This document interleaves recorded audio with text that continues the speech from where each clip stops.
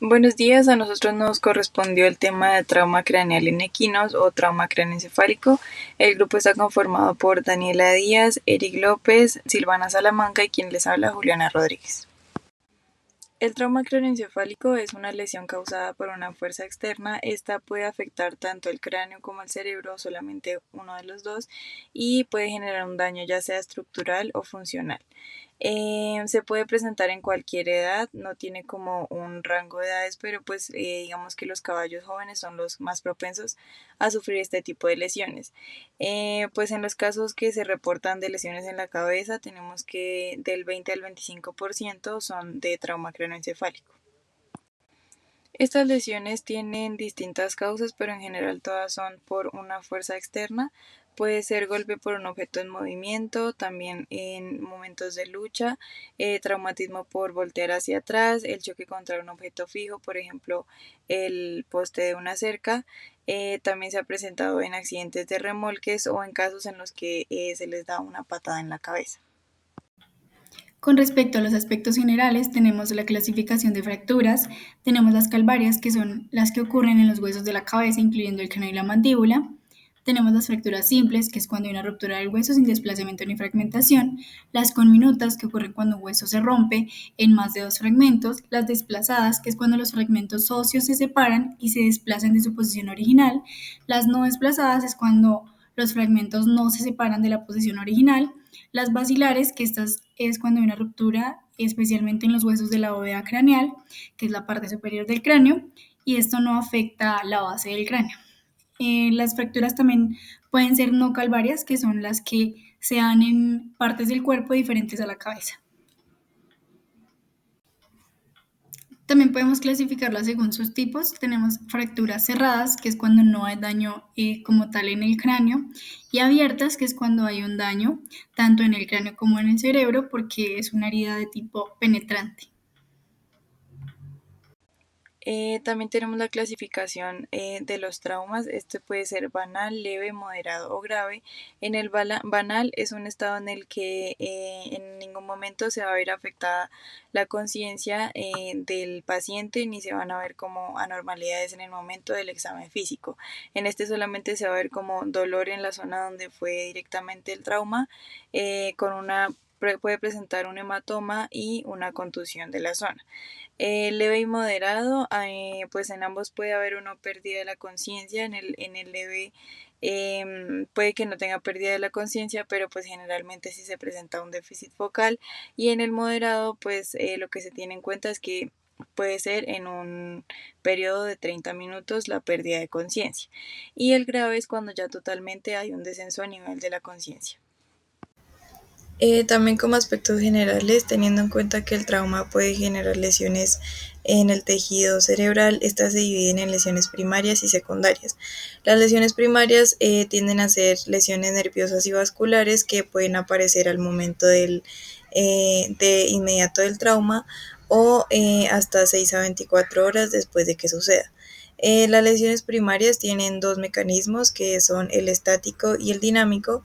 El mecanismo estático, este es básicamente lesiones que van a ser de tipo focal en el sitio donde fue el impacto al momento del trauma.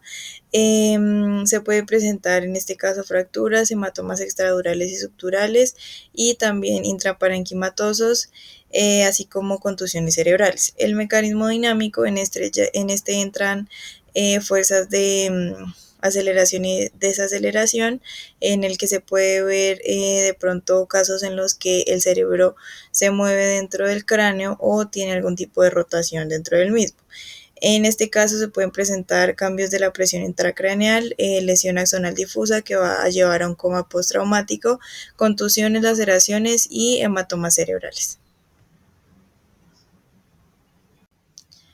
Y las lesiones secundarias, estas pues pueden ocurrir directamente en el sitio donde fue el impacto del trauma y a su vez también pueden presentarse en tejidos adyacentes a este. Las lesiones secundarias se caracterizan por isquemia, edema, inflamación y disminución del aporte de oxígeno. Las lesiones secundarias se consideran que son postraumáticas y que pues estas pueden generalmente exacerbar la lesión encefálica, esto por medio de una cascada de mecanismos moleculares, bioquímicos y celulares. Como consecuencias de esto se pueden presentar respuestas extraneurológicas, como lo van a ser infecciones, anemias o coagulopatías, además de hipertensión intracraneal y convulsiones.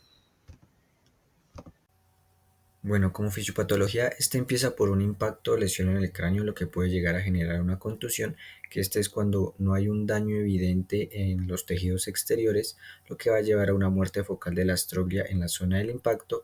La astroglia en esta zona del impacto también puede generar una hemorragia intraparenquimatosa y por último una necrosis circundante.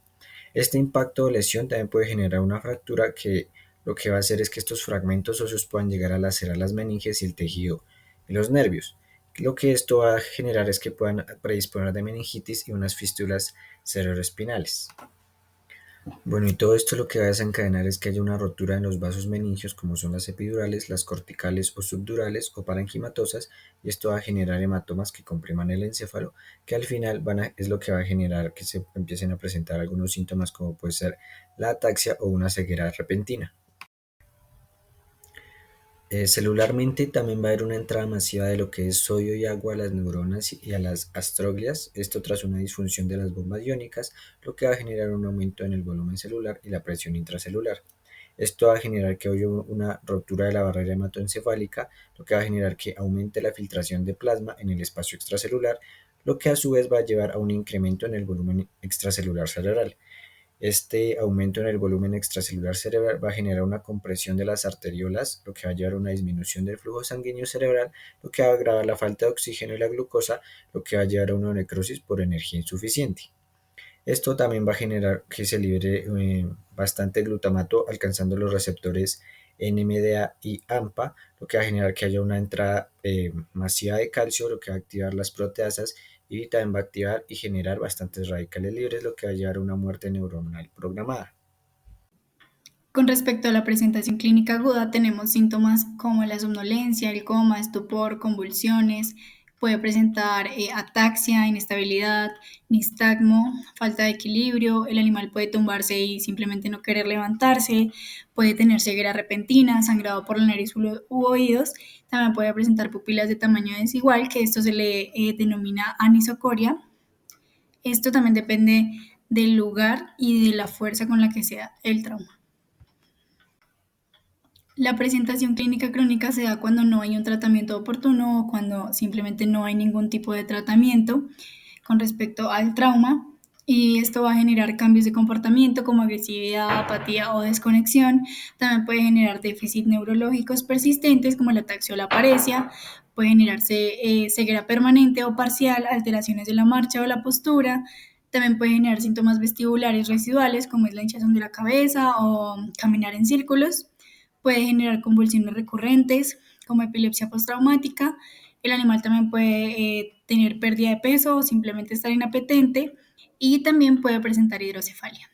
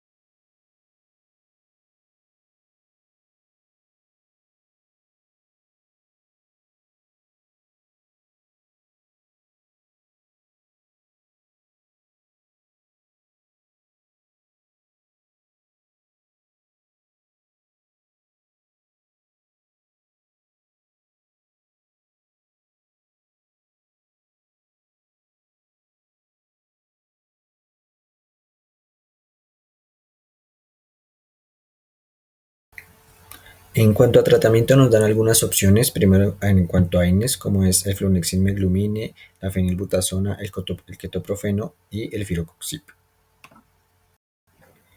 Para este caso también se recomendaba el uso de antioxidantes, primero como dimetilsulfoxide, para atrapar radicales libres, la vitamina C y la vitamina F como antioxidantes, estos dos aplicados por vía enteral, y la vitamina B1 que sirve como un estabilizador de la membrana neuronal. También se les recomienda suministrar algunos fluidos intravenosos, esto para poder mejorar la perfusión cerebral, como cristaloides isotónicos, una solución salina hipertónica al 7,2% y manitol. Y por último, el uso de algunos vasomotores como es la dobutamina y la norepinefrina para poder mejorar la perfusión cerebral, al igual que el oxígeno.